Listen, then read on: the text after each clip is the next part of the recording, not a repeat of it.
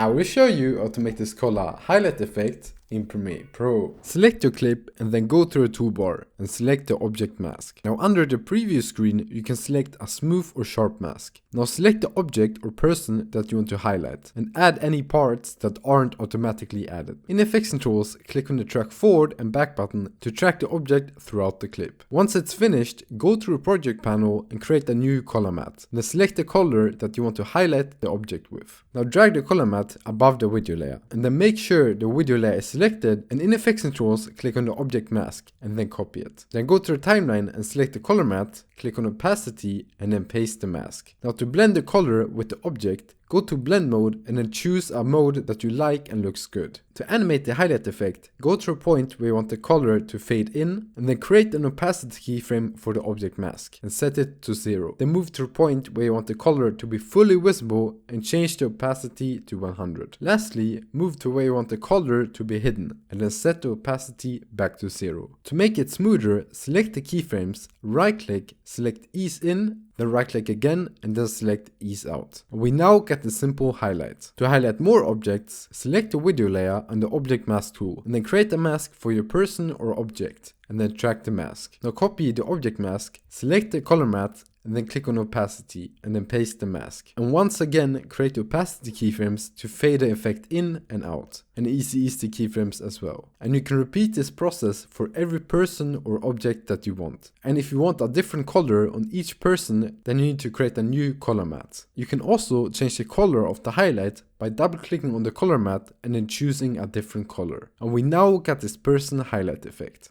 To save time editing, check out my ultimate preset pack, link in the description.